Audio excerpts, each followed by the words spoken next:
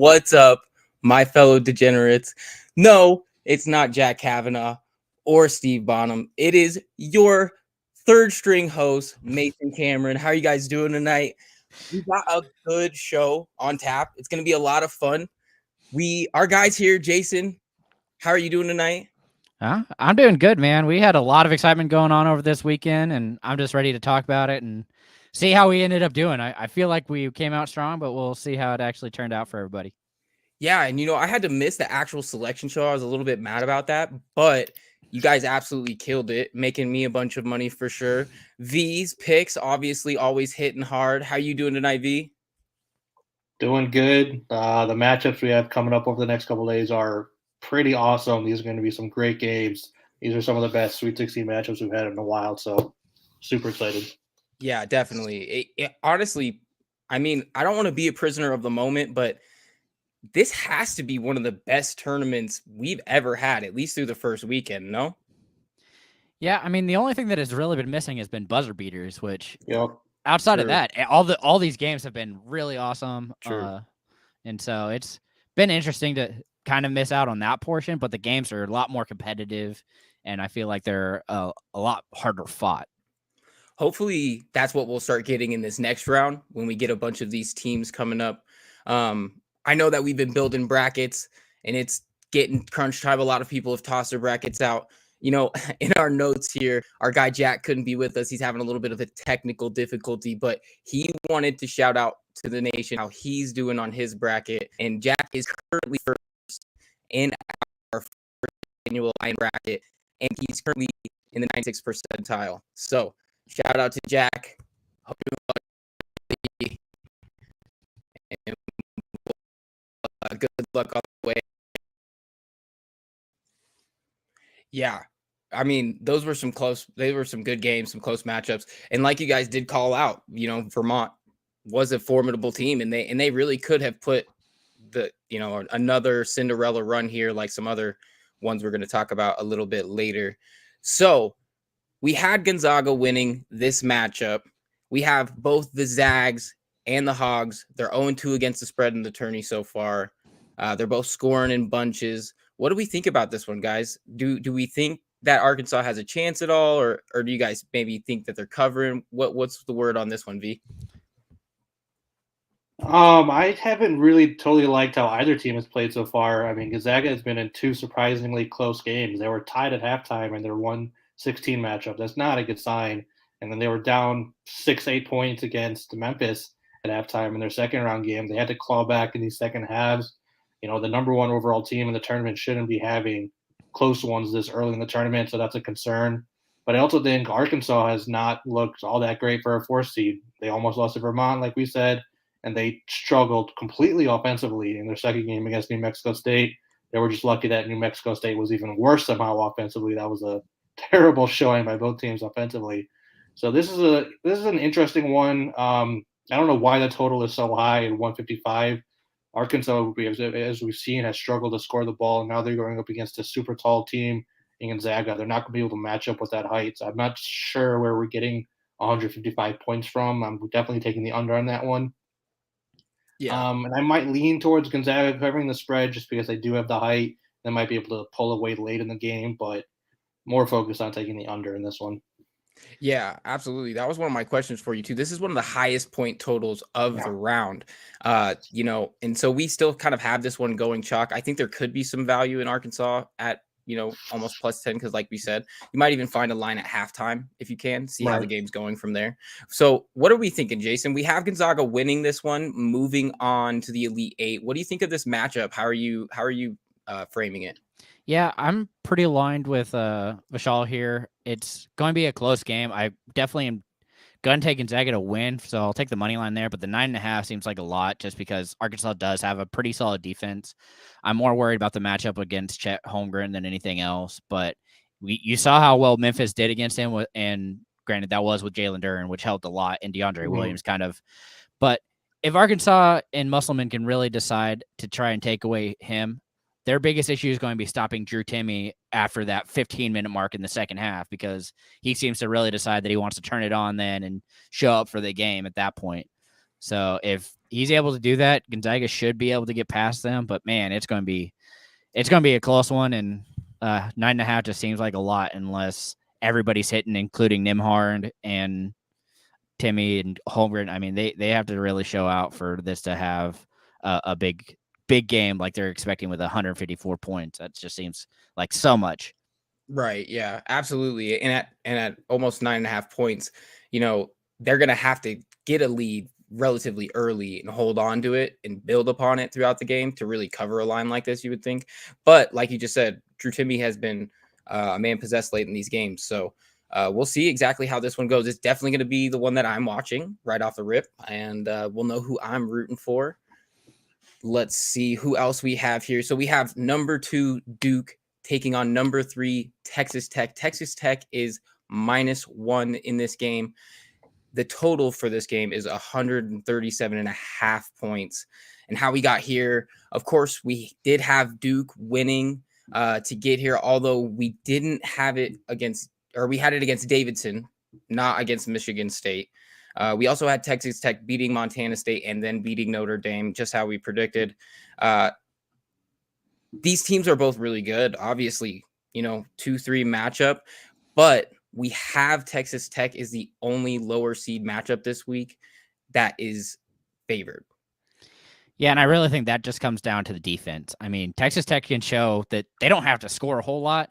They just have to stop you. And Duke showed that they can be stopped at times. I mean, when you're looking at them offensively, that's where they really, they can go hot or cold. And so Texas Tech can play cold and still win games because their defense is just so stingy, and they go after the loose balls, and they're gonna grind you out for the entire 40 minutes. Yeah, tough defenses. V, do you think that even though usually we see lines like this and we see a value in a fairly decent team like Duke with positive points, but what do you see here as the value? Do we like Texas Tech? I know that we did actually have Texas Tech moving on against Duke in our bracket. So what do we think about the line here? Yeah, this one is interesting. I was definitely surprised to see Tech favored in this one. Duke is, one of those public teams. You have these in sports the public likes to bet on certain teams a lot more than other teams, and Duke is one of those. So if you have people seeing Duke at +1, the sportsbooks have to be expecting people to pile on Duke getting plus money. So even though that's going to happen, these books must really think Texas Tech is actually much better than Duke if they're going to put them at a -1 favorite against a public favorite like Duke, or a public team like Duke is. So I think -1 is definitely a good value play here, just going based on betting trends in the past. And like you just said, it might even be one as the game time starts coming up, the public starts putting more money in on the +1 for Duke. You might even get this at the pick'em or anything close. So that's definitely going to be another really good matchup to watch. And I know our guy Chris Salazar is probably going to be in here in a little bit to talk some of his smack, and we'll probably revisit this game here a little bit later and let him get off his takes too. So let's see. We'll leave that one here for a little bit and revisit it. We'll move on to the East. We have another bunch of good matchups and some Cinderellas, and it's going to be another good one. So for starters, we have number 4, UCLA, -2.5, taking on number 8, North Carolina. The total for this game, 141.5 points. So we got here, we had UCLA winning over Marquette and upsetting Baylor. Woohoo! Got that right. That was a nice kind of like gimme upset for a lot of people, because obviously Baylor had those injuries that really LJ Cryer and Jonathan Chamo Chachua were both not there, which clearly showed up in that game. I think what really almost hurt North Carolina was not having oh my gosh, what's his name in the second half? Brady Manick. Brady Manick, man. For getting ejected, yeah.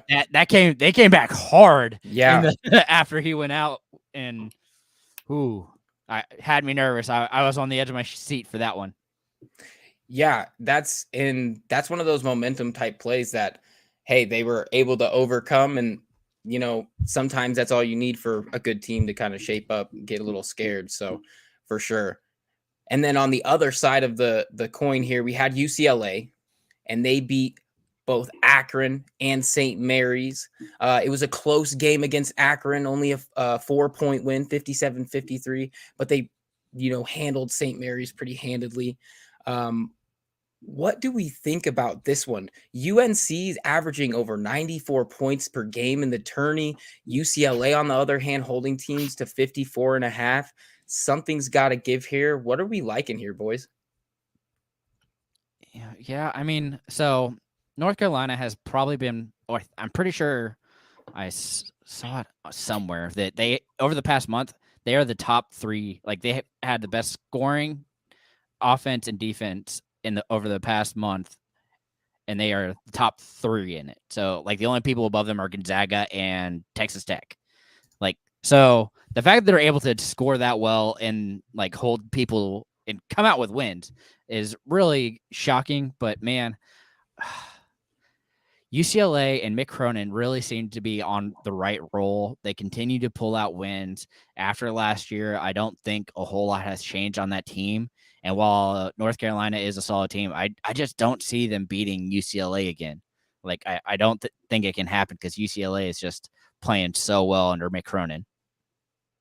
Yeah, so that's definitely going to be key for them here. So, when we see a team that's putting up points like that, and we see, plus 2.5, I know that gets me excited because obviously the ability to put up points in bunches means you can keep games close, and to get points on top of that makes it a nice little fit. What do you see as the value here with either the line or the 141.5 total?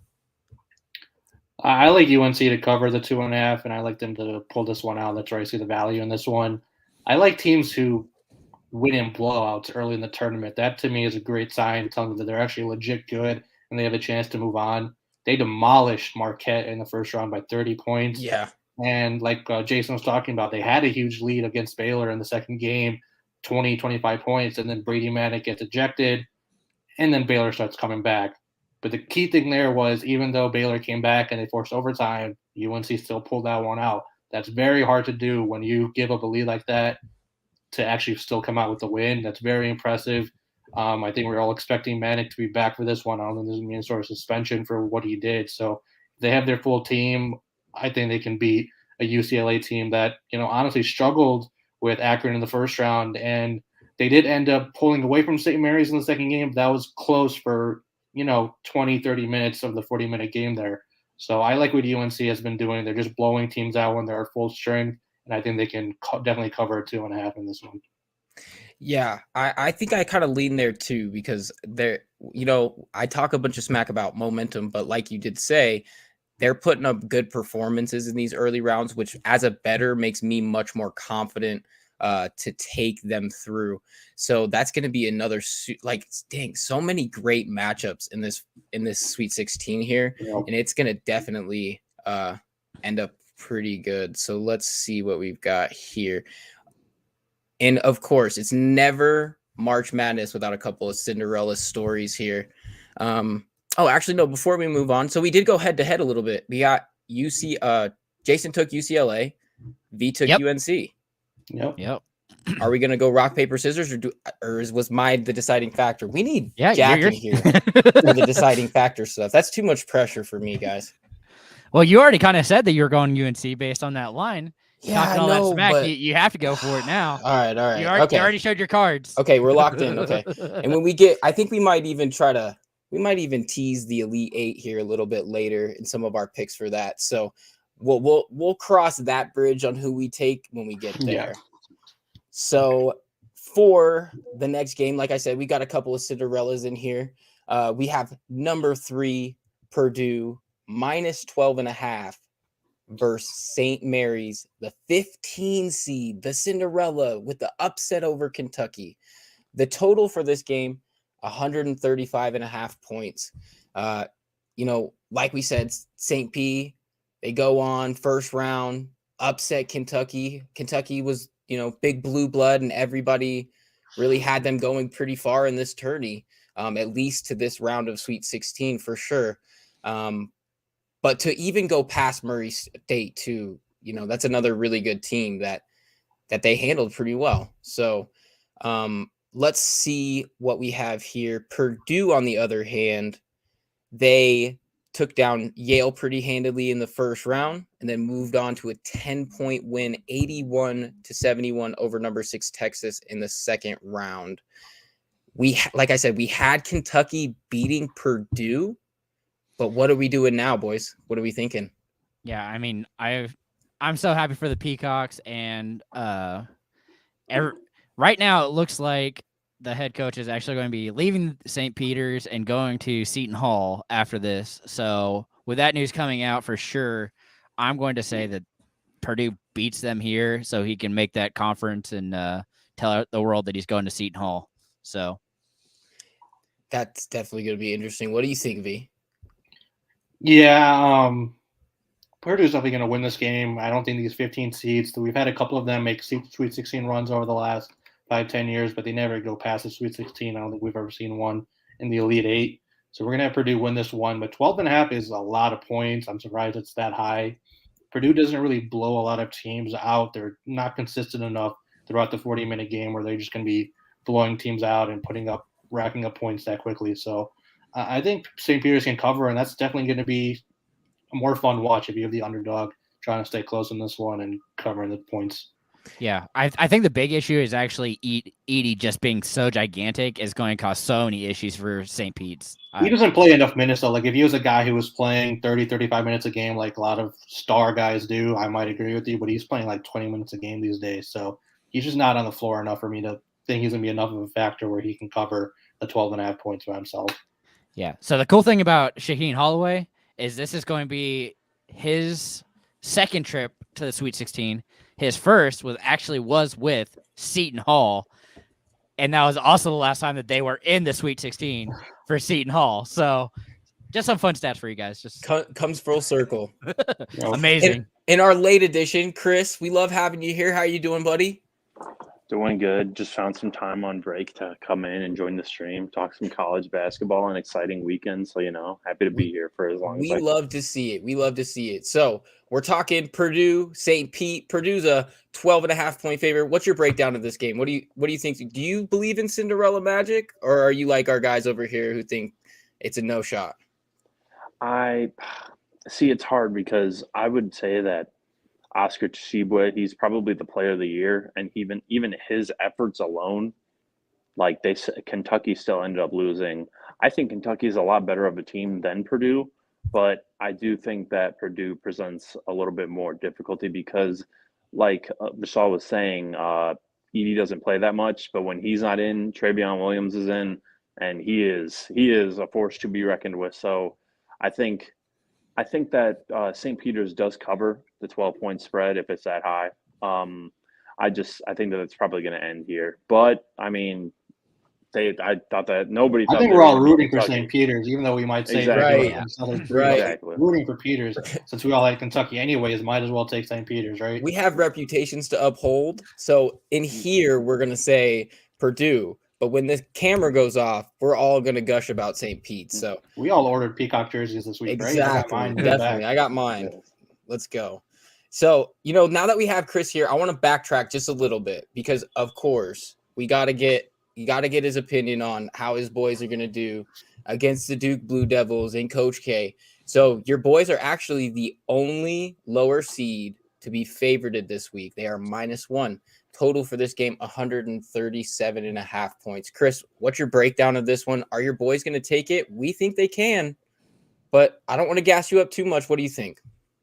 I think that over-under is actually pretty nice. I was sad that they didn't hit it in their last game. I don't think they didn't. That was a pretty low scoring. But I think that they could definitely – that game will probably hit the over. And honestly – like last year, I had Texas Tech losing about the same place that they did. This year, I truthfully actually believe in them. This is not my homerism speaking. Like, I truthfully believe in this Texas Tech team because of the depth that we have and because of the experience that we have. I think that the guys that we have on this team are a lot more experienced than guys from last year. Especially, I mean, Kevin O'Banner is on a 5-game streak of double-doubles that goes back to last year's run. Like, there's just something about him in March, and I think that he could go.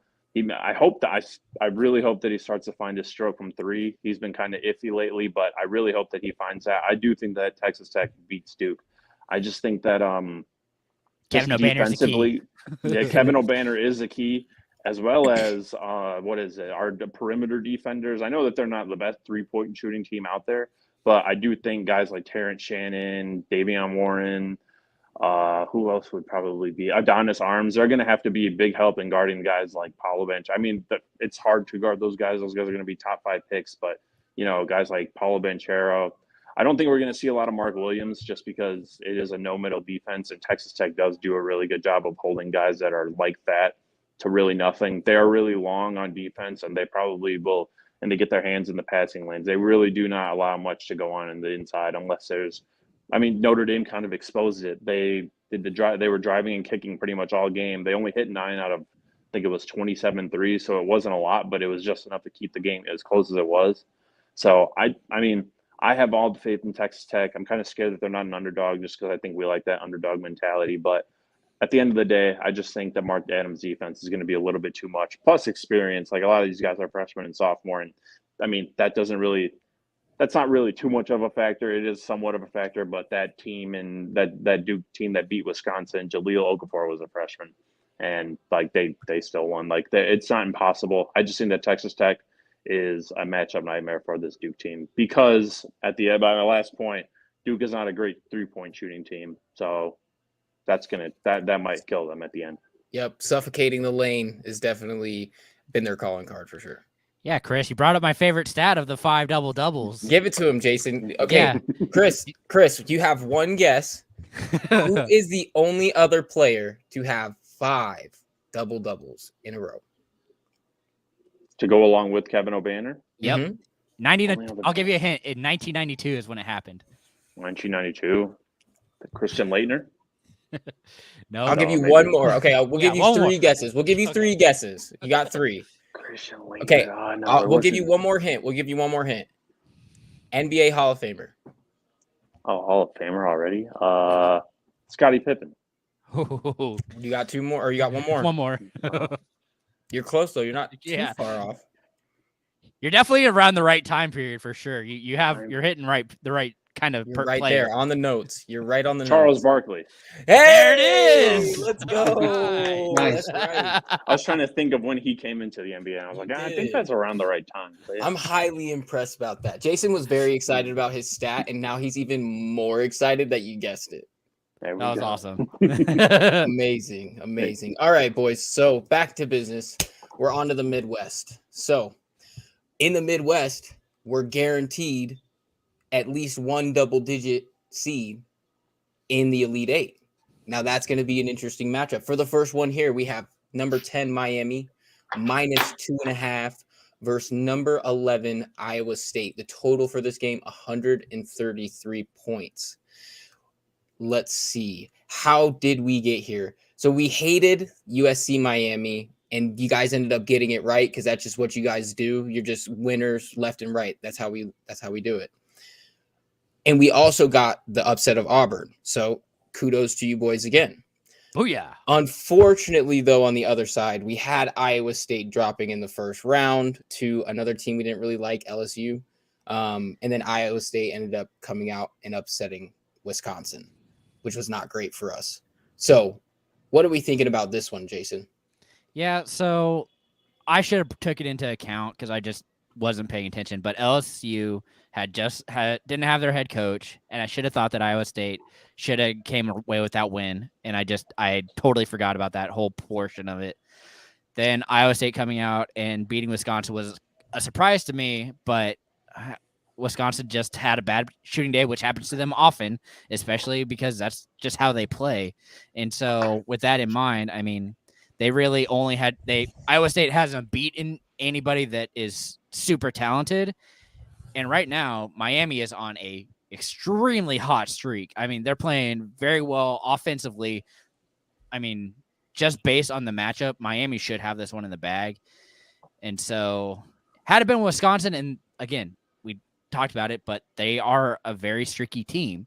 Meanwhile, Miami seems to not have those streaks. They seem to be scoring pretty consistently and causing a lot of defensive issues for the other team. And so with that in mind, I mean, I'm willing to take Miami here, and it's just frustrating that I'm excited for them to play, but man, Kansas just has such an easy road into the Final Four that it's disgusting. And I have some Jayhawk fan friends that are probably rooting super loud for that right now. So, Chris, how are you looking at this one? Another Cinderella-esque matchup. How are you liking it? I think that this is one of the sneaky good matchups in this Sweet 16. I know there's a few other games I'm a little bit more excited about, but honestly, both teams are solid. I just think that it comes down to leadership. And Charlie Moore has been playing like, I think somebody called him Chris Paul. One of the other coaches said that he plays like Chris Paul. That's who he reminds him of, just his leadership and whatnot. And I think that Iowa State, I like to consider them, just because I watch a lot of Big 12, obviously. They're like Texas Tech light, where they play really good defense, and but their offense also goes on streaks where it's just awful. Like, just like Texas Tech does, Iowa State can go to be terrible on offense at times. I do think that Iowa State probably has the best player amongst the two teams in Isaiah Brockington, and he could go off. And then I completely forgot the other guy who had a really good game for them against Wisconsin. But Iowa State can use their defense and play with their stars and possibly stay in this game. But I think Miami might take this one just because their leadership, they're really smart with the ball. At least they have been. They were against Auburn. And nice little note, Charlie Moore could get a revenge game against Kansas, because that's where he started his career. So that should be something fun to watch if Kansas can get by Providence. We always like vengeance. And even a deeper dive, Caleb Grill actually is an Iowa State player who was supposed to be on the KU team, but didn't get any playing time. So he redshirted and transferred out to Iowa State. And so just a fun fact for you. And you're thinking about Kauscher for Iowa State. I knew he had like a weird one. Yeah. But wanted to make sure I got that out for you. And it's going to be fun. But man, Isaiah Wong has just been so unstoppable, and that's going to be hard to overcome if he can continue that streak. It's going to be difficult for Iowa State to stop him. And obviously, we've had some good matchups here, with both of these teams having to overcome higher seeds in both of their rounds. So we know that these teams aren't afraid, and they can go out there and play the gritty basketball that they want to play. 133 total points is the lowest of the round of 16. V, what do you see as any value in some of these lines? Is this even still a valued line on under, even though it's the lowest of the week? I mean, it honestly could be. Iowa State has scored 59 points in their first game, 54 points in their second game. That's just very low, so it's understandable why the line is at 133 in this one.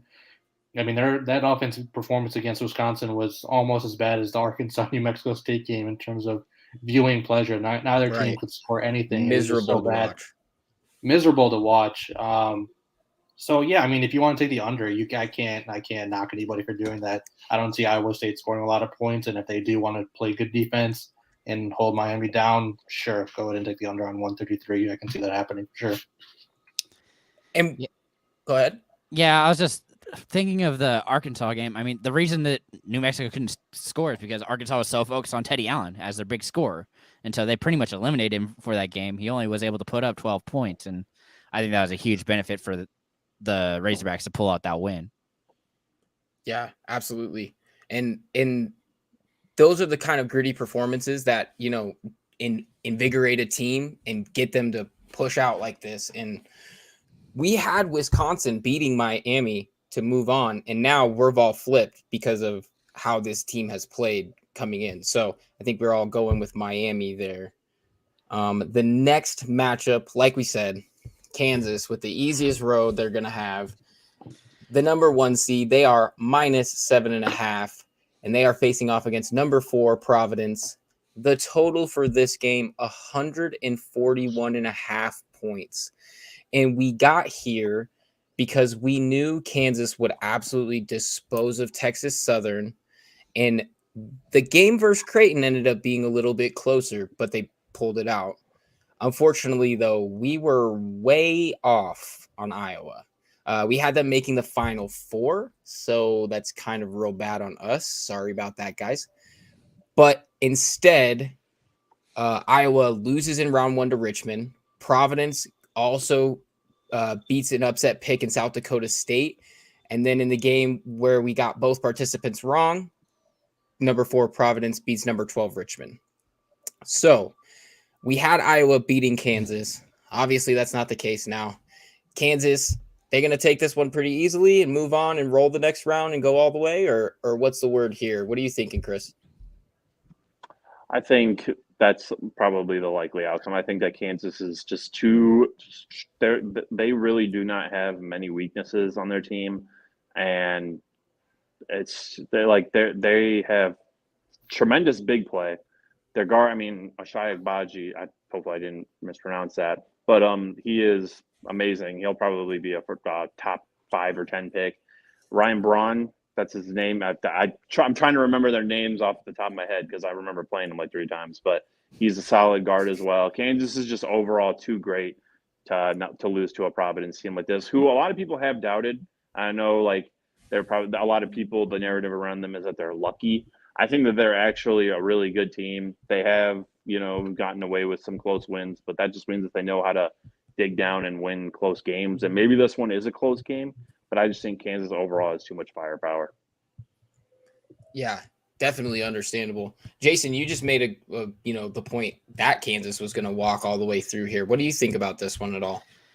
Yeah, I think that's probably a high line just because of how Providence plays and being from the Big East. That it would take Kansas putting up a lot of points and Providence not putting up enough, because I just don't see both teams having that big of a scoring game. I mean, KU might, but golly, Providence so KU beat Creighton, who also played in the Big East against this Providence team. They split, and the most recent time was actually in the tournament for the Big East, where Providence demolished Creighton. I mean, I'm pretty sure they beat them by almost 20 points. And so with that in mind, I mean, it's going to be a competitive game just because they do have that defense. It will really be based on if they can actually have their offense going. Because if they can't score, KU is going to be able to just run down the floor and slowly put up points, and it's going to be too much for the Friars to overcome if they continue that offensive onslaught that they can so easily do because it's a Jayhawk. Yeah, definitely. Yeah, it was actually opposite on that one. Jason, Creighton demolished Providence by almost 30, but that was a little different because they had Brunner still playing, whereas in his last game he was out against Kansas. So I mean, that one made a huge difference in that Kansas Creighton game. So it's tough to take too much out of that one. Yeah, this one's going to be interesting. Providence has definitely been helped a lot by their 3-point shooting. They were on fire in both of their first 2 games, and that's kind of why they're considered maybe a lucky team or a streaky team, because they rely so much on their 3, and if it doesn't go in, they don't look very good. When it does, they can beat anybody. But against this Kansas team, it's probably going to be tough to shoot as well as they have been in the last couple of games. So I think that's kind of why we're all on Kansas on this one. That's totally understandable because, obviously when you're a blue blood like Kansas, you're going to have some, matchups that are obviously going to play to your favor. Kansas has had to, like you just said, Providence can be kind of streaky, but if they shoot the gym out, the lights out of the gym, right, they stand a chance here. So what are we thinking about the line of 7.5? Is that a little high, or are you guys liking them to cover that too? Oh, I definitely think they can cover that. I think if they're going to win, they're going to be up by 10 at least. And so you saw how poorly that Providence can shoot the ball. I mean, in their game against Richmond, they only scored 51 points. So it's not anything super special. So right. Yeah, you can definitely see this being like a 6-point game. Kansas leading with 20 seconds left. Providence misses a 3. They foul Kansas. It's both free throws. Now they're up by 8. Game over. I mean, anything like that can happen at the end of this game, just because I think it'll come down to Providence's 3-point shooting. and watch it be exactly that. And V is then going to pick the rest of my picks for the rest of the tourney. Sounds good. So we're moving on to the South, where we have number 2, Villanova, -5 points, taking on number 11, Michigan, which I think we were all a little bit surprised about. At least I was kind of in that second round. I thought Colorado State was going to put up a little bit better of a fight. I mean, but I'm a Colorado guy, so I'm going to always support. But the total for this game, 135.5 points. On the other hand, we had Villanova over Delaware, of course, easy win. We also had them over Loyola of Chicago instead of Ohio State. What do you guys think about this one, considering we had Tennessee over Villanova, but now we're looking at Michigan?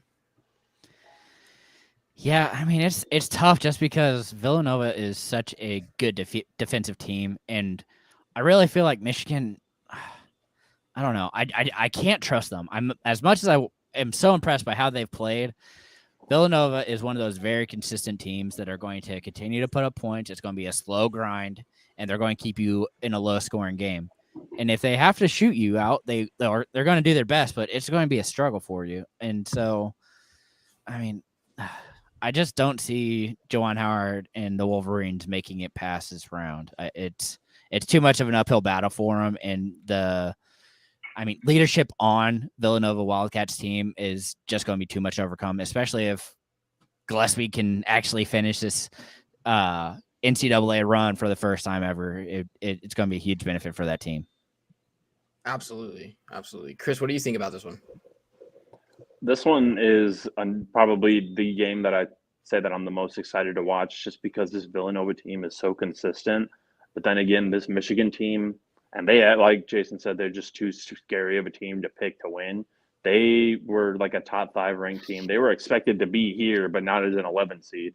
So I mean, this one's going to be a fire fest, and this is going to be my last one. I got to go in like a minute. So I just also wanted to say, fun fact.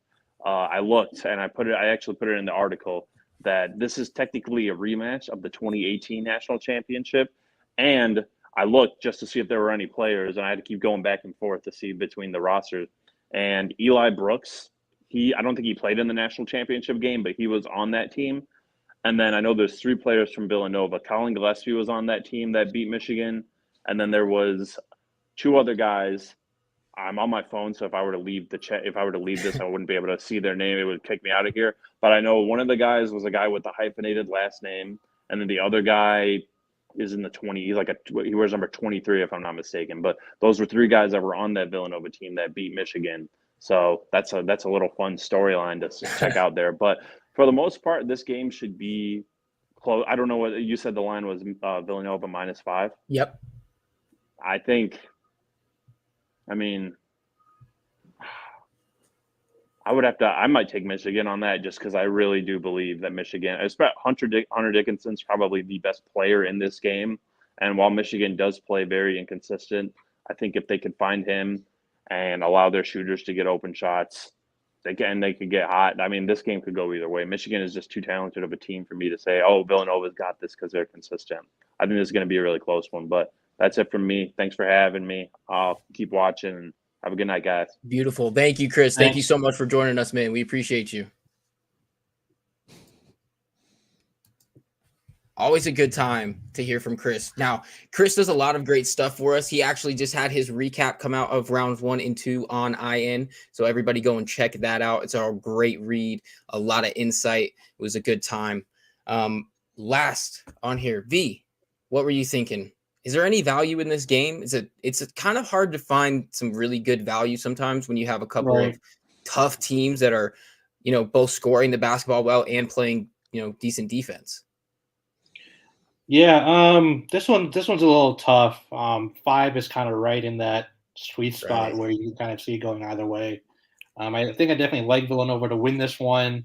I think Michigan is probably too dependent on Hunter Dickinson to be amazing in order for them to win. That's what happened in the Tennessee game. He just caught fire in the first half. He had 20 or something points in the first half, and they just kind of rode him all the way throughout that game. That's going to be tough to do against a really solid and experienced Nova team with Gillespie at point guard. So definitely taking Villanova to win. The 5 is – it can go either way. I could see it being like a 4-point game. I can see it being 7 or 8-point game. It's just kind of that 5 is a good number for Vegas, where I think they can have equal money on both sides, and that's going to be difficult for bettors to figure out the other side. Honestly, it might be a game that we look at live. At least I'll be definitely looking at live to see how that line moves. All right. Sure. Let's see. Yeah, you talked about Hunter Dickinson catching fire in that first half. Man, Timmy, his first 2 games, the last 15 minutes, I mean, against Memphis, he put up 21 of his 25 points. I mean, that's just insane.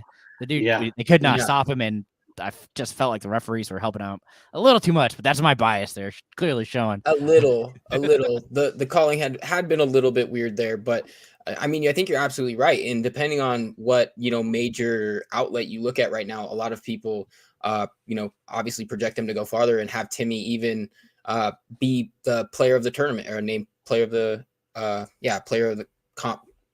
tournament. Yeah, there we go. What am I talking about? Tongue twisted. Yeah, but it's just one of those things that when you're looking at, like, I felt, I don't know. I'm fine with how a lot of the games were called.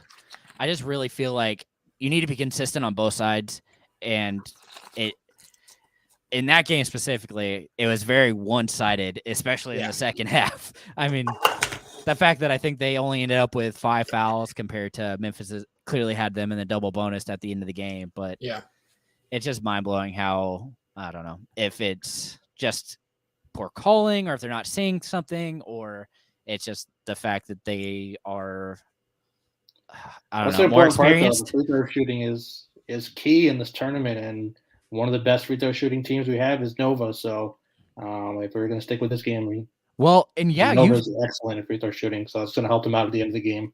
Well, I mean, and that's to say with Gonzaga, that was part of the reason they almost lost in the first round, is because they put Georgia State on the line so much, and then they couldn't knock down free throws in either the first or the second game. I think they were under 60% in both of them. Yeah, that's a tough recipe to win. When you get those free baskets, you have to convert them, especially in those late game situations. Absolutely. So we have Nova moving on through there. We have the last game on our slate, and then I think we'll tease the Elite Eight a little bit. Just give it for the people at home. So in this last game, we have number 1, Arizona, -1.5 versus number 5, Houston. The total of this game, 145.5 points. And how we got here is, of course, we had Arizona beating Wright State, and we had them beating Seton Hall instead of TCU. How did you like their approach, Jason? I know that some people have thought, they obviously struggle a little bit with TCU. But what have you made of Arizona, who was one of the favorites in this tournament? I mean, you can see why they're a number 1 seed. They play very well. They are long. They're skilled. They're very aware of what they're doing when it comes to refereeing and how they position themselves in every game to be within where they need to be. I mean, TCU really shocked them, and I really think that Lampkin was a huge part of that, just because he was that big presence underneath. He knew that even going up against the big guys, that he could get in the right position and still have that opportunity to score. So this game actually has become a lot more interesting, just because I expected Arizona to just run away with it. I mean, I love Houston. I'm a big fan of what Kelvin Sampson has done with that team. And the fact they don't have Marcus Astor and Traymon Mark is a big part of, I mean, surprisingly, the fact that they are so lowly seated. I feel like they could have done so much better with both those players, because Sasser was playing out of his mind and Mark was just starting to finally look healthy enough when he was playing. But man, this is going to be a fun game, just because you see Houston is one of the most disciplined teams when it comes to their defense. I mean, you're going to see them try and slow this game down, and they are going to get those second chance buckets, because that's how TCU, that is the issue that TCU gave Arizona, is that they had the second chance opportunities and were causing Arizona to get frustrated and foul them.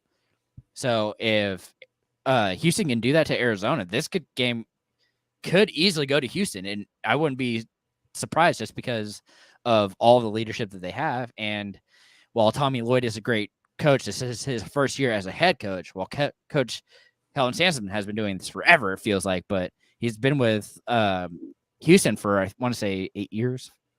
And so it's one of those things that's just been, I think it could really come down to coaching, and that could be a huge part of this game. But the talent is clearly for Arizona here, just because of the injuries that really have Houston kind of cornered. And V, with a line so close there, what do you think is the value here that we're looking at for these two teams? Yeah, this is an interesting one. Arizona being a 1 seed, only being favored by 1.5. I think that tells you all you need to know about what these teams have done over the first couple rounds of this tournament. Arizona struggling with TCU, arguably should have lost if you think the refs played too big of a role in that one. But I think, like Jason said, they're extremely talented. I think if you put them up with any other team, including Gonzaga, you could easily put Arizona on top of just pure talent.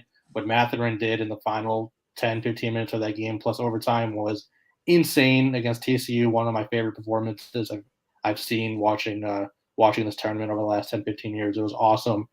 And what Houston did against Illinois was very impressive. They had an early lead. They kind of let Illinois come back in, but in the end, their defense is too good. They did a great job against Coburn. So we'll see if they can do something similar against Coloco. And if they can, then it's going to be, again, up to Mathurin from Arizona to kind of put the team on his back. He's capable of doing so, but Houston's going to be more competitive than I think we thought when this tournament started. We kind of penciled them into the Sweet 16 just because they had good matchups. We kind of thought Arizona could take care of this pretty easily. I don't know. This is going to be the game of the week for me. I think this is going to be the best game we see. It's going to be super close, super intense, and it's going to have the most consequences for people's brackets because I think a ton of us have Arizona winning. So we're going to be rooting for them. But I don't know. At 1.5, I don't really know which way I want to lean, if there's any value on either side. It's essentially a pick-em. So if you think Arizona can win, you're not getting a ton of value because it's only 1.5 for Houston if you would pull off the upset. So in that sense, it might just be safer to take Arizona as the 1 seed since they're going to have such a good price on the money line. Yeah, and he kind of touched on it, but what I want to get your opinion on that last play before overtime happened. What foul should have been called? Should there have been a foul called, or were the refs right to just let them play through that? I mean, I was so into it with Arizona wanting to win because I picked them for the whole thing. I was just rooting for Arizona to get the ball back. I thought, honestly, it probably should have been over and back. That's what it seemed like first before any sort of foul. I was pretty shocked that there was not even a call at all on that, whether it was a defensive foul or an over and back. There should have been something, but yeah, that was a pretty wild end of half play. And the fact that he tried to go for a dunk. Yeah, that shows the immaturity right there. There's been a lot of poor clock management, I think, from a lot of these teams over the first couple of rounds. I've noticed they're just not doing it very well. I'm not seeing a lot of 2-for-1 opportunities at the end of the first half that you see all the time in the NBA. There's a lack of clock management that's very apparent over the first couple of rounds from these kids, I guess. So you can't be too upset at them. They're kids. Yeah, and so that's why I brought it up, is just because when you look at it, if they were going to call something, it would have been in Arizona's favor. I mean, whether it's an over back or a flop warning or clearly they just let the ball go was the third option, but the other one would be a blocking foul. Either way, you have a stoppage in play. Right. And I think that is what would have really affected the game more, because Arizona would have had that time to go and look and talk to their coach and potentially come up with a play for either side of that. And that could have easily changed that game. But I just wanted to get your kind of opinion on it, because I thought the same thing. I thought for sure, wow, he's over her back. Why haven't they called anything? And then he comes down and lays a dunk, and I'm like, you're out of time. You don't have the time to do this. The second he started going up, I'm like, let go of it. Yeah, it was the same thing with the no call on the Mathurin putback in overtime. I didn't notice it live. I was just so hyped that Mathurin got it and got the end one. But it definitely looks like there could have been a jump ball or a travel call on that one. I didn't see it. It was very quick. But that was also just a huge decision by the refs to not have any sort of call on that play whatsoever. Absolutely. Biggest moments are sometimes the ones that don't happen. Right. So interesting. So that's great the game, round. This is the one I've penciled. This is the one I'm going to be watching start to finish tomorrow night. This is going to be great. Oh yeah. So here, before we get too far ahead, final words. Jason, who's taking this one? I mean, it's too hard for me. I really want it to be Houston, but Arizona just has so much talent, and since it's their first matchup, I'm going to equate them similar to Memphis and just say that they're going to take it down because of the talent aspect of it and the short bench that Houston is really stuck with. I mean, they're only going to be playing 8 players, and that's going to be tough for them for this type of talent and team. Absolutely. V, you're on the clock. What do you think? Yeah, I'm going to go with Arizona, primarily just because I want to continue watching Mathurin and Koloko play. These guys are so much fun, honestly. Like, it's just crazy how fun they are. When they're on it, and it's just the best basketball you can watch. So definitely entertaining. Yeah, definitely entertaining. Yeah. Oh, whoa. Chris, I just saw his message say that the 2 players that he's talking about for Villanova were Demir Crosby Roundtree and Jermaine Samuels. So there we go. We have a check. He needed to check it, and he got it right. So there we go. Nice. Excellent. Perfect. So that's the round of 16. And I haven't been writing our winners down because I'm not quite as good as Jack at this job. But so you guys will have to help me a little bit as we move through a little bit on the Elite 8 here. So in Gonzaga, Arkansas, we had Gonzaga moving on. Texas Tech versus Duke. We had Tech moving on, correct? I believe. Yep. Yeah. So in that matchup, number 1, Gonzaga. Number 3, Texas Tech. Who are we taking to move on, boys? I mean, it's Gonzaga's going to roll again. I mean, you can't stop Timmy, and the fact that they have that. God, I just wish Homer didn't look so goofy when he was playing basketball. I mean, the dude is a giant. He just seems so awkward when he's in the center. He needs to add about 40 pounds of muscle on him, and it just doesn't look natural. And so that big body is going to be something that really struggles for Duke.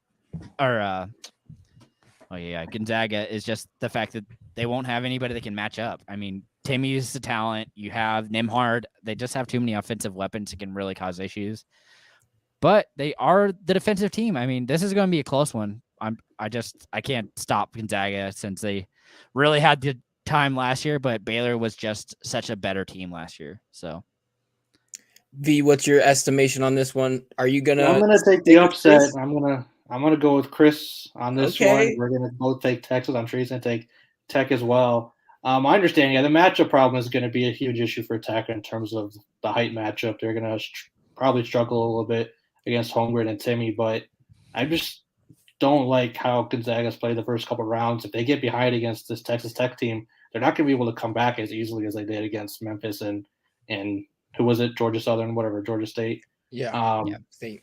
They're just Texas Tech's defense is just so much better than either of those two teams. So if Gonzaga gets down 8-9 points, they're not just going to be able to dump it down over and over again to Timmy and Holmgren and just have them put up layups. It's going to be a lot harder for them. I'm going to take Texas Tech. This is going to be my big upset for the Elite 8.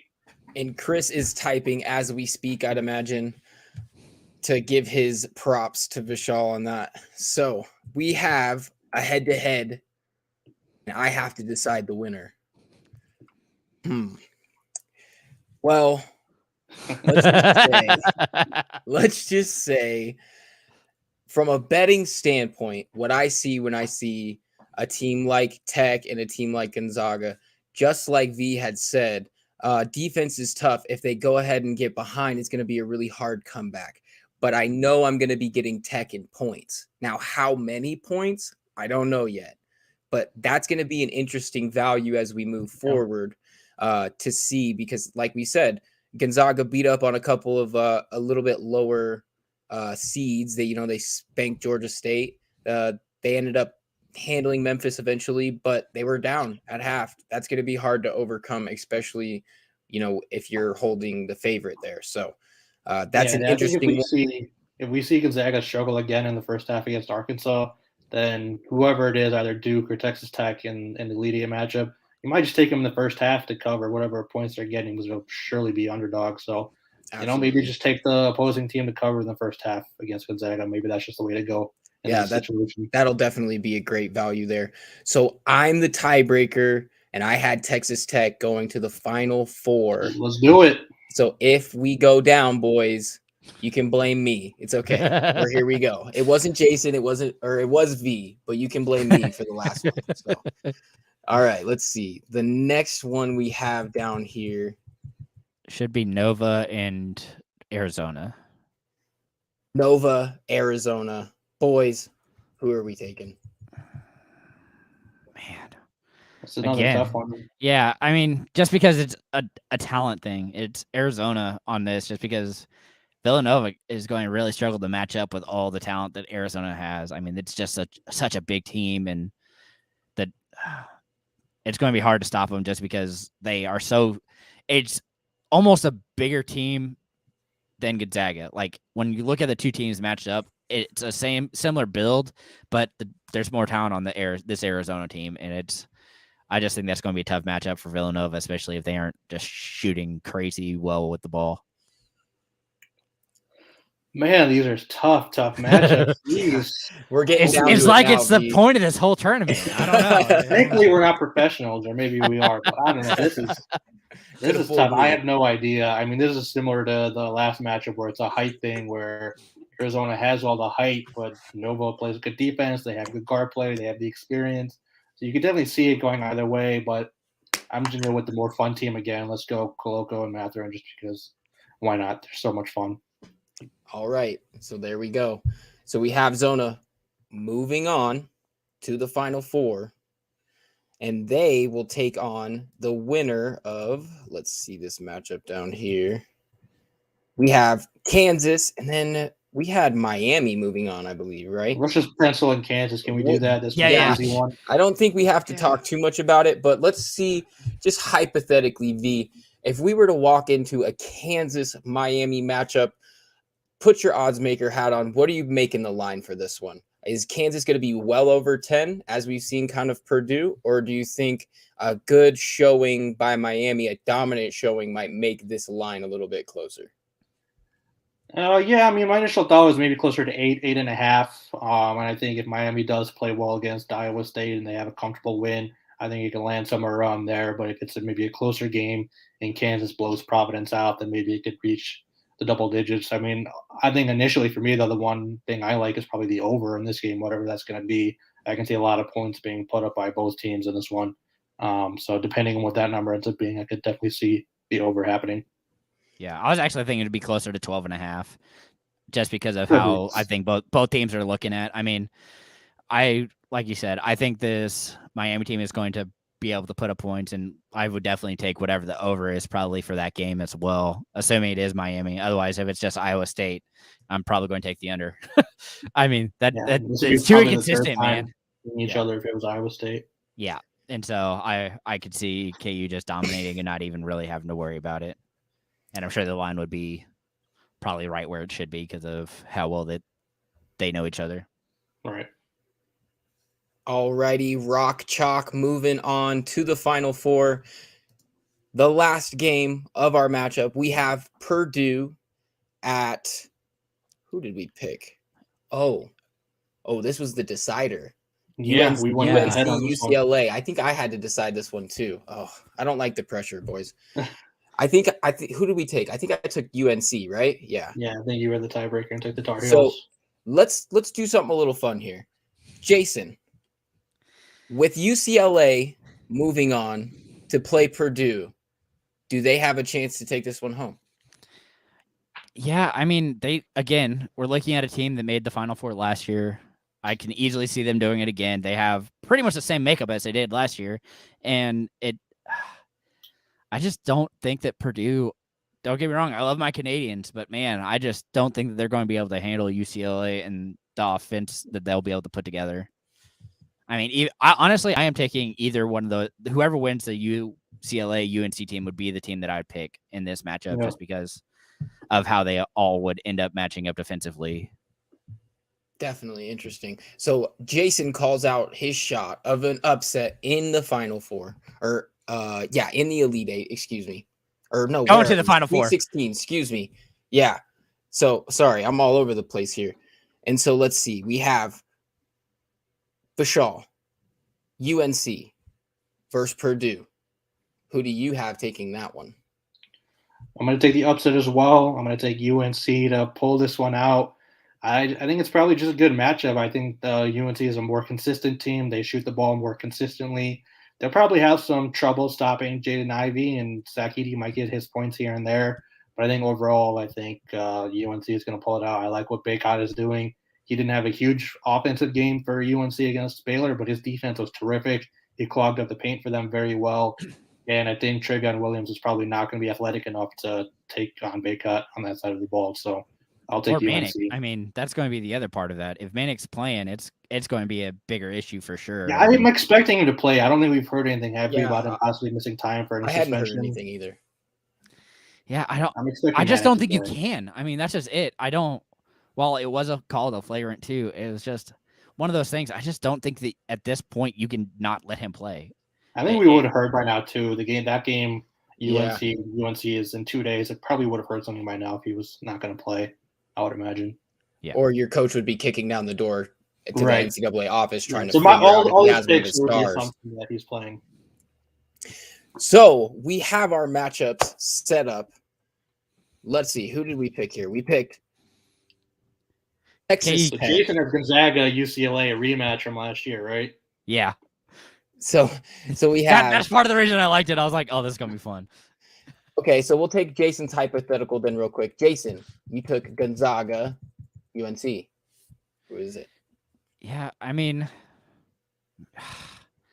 I really wish that they would be able to get it done, but I don't think it is. I think Gonzaga, I'm assuming that this week off, Mark Few has really been focusing on their offense and making sure that they're able to get them rolling there, and are just going to be prepared for this. I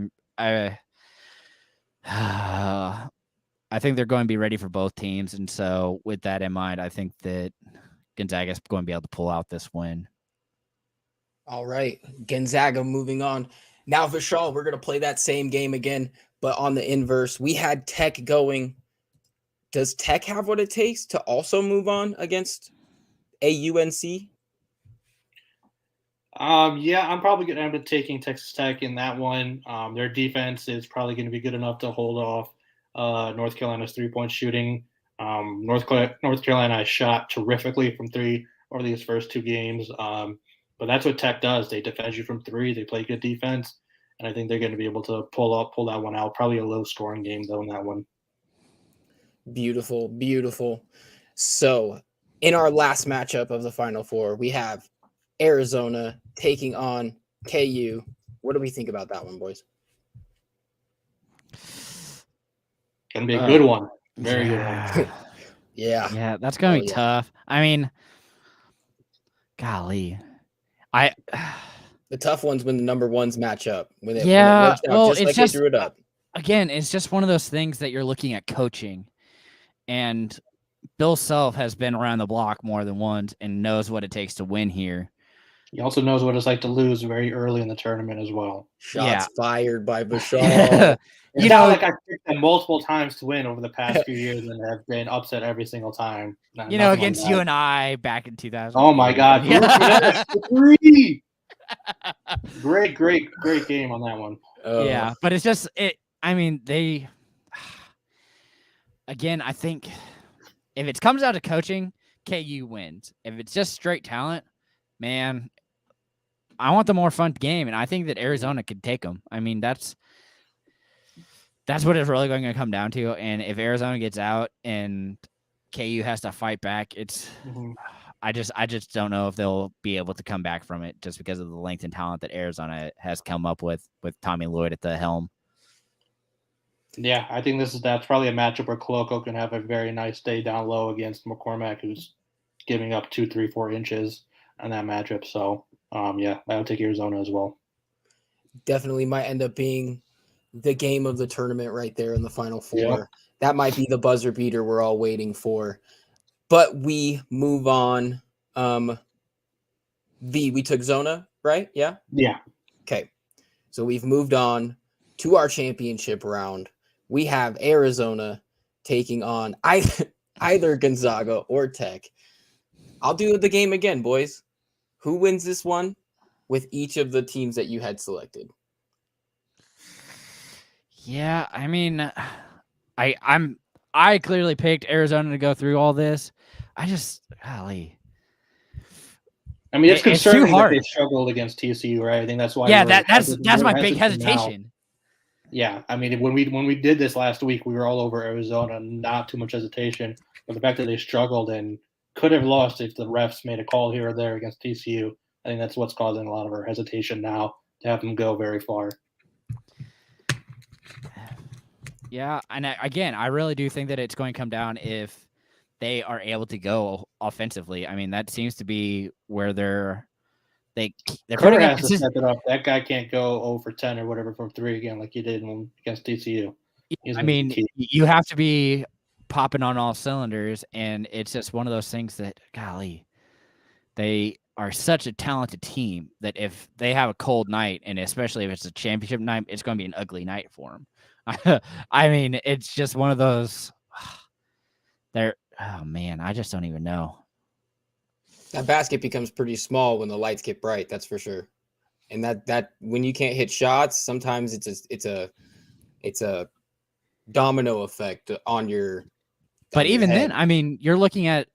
So let's see. I think that they haven't shot under 40% from the floor, which is a pretty good showing for you offensively. I mean, it's just if like he said, their big misstep was their 3-point shooting, and so if they go up against a team that can shoot a 3, that could be a big issue for them. I mean, they haven't luckily had to really fight against anybody that's just knocking them down. The closest thing was Wright, who put up 9 3-pointers, but luckily they had 11 of their own to match it up. TCU only put up 6 for 26. Well, they went 5 for 27 from the 3-point range. I mean, those are, if you're not able to hit from 3, like you said, Krisa completely just going cold. Even Mathurin went 3 for 11, and that's brutal. That's alarming. That's alarming for sure. But they're still putting up 80 points. I mean, right. So you're going to look at a team that is putting up 80 with even poor 3-point shooting, and that's scary. Yeah, that's scary. Coloco can give you 20, 25 in the paint just like that without even blinking. So I mean, that's why we like Arizona so much. They can hit you from multiple angles. Even if they struggle from 3, they can get you down low. If they're struggling from down low, they'll hit you from 3. I mean, they can do it multiple different ways. That's what makes them appealing. Mm-hmm.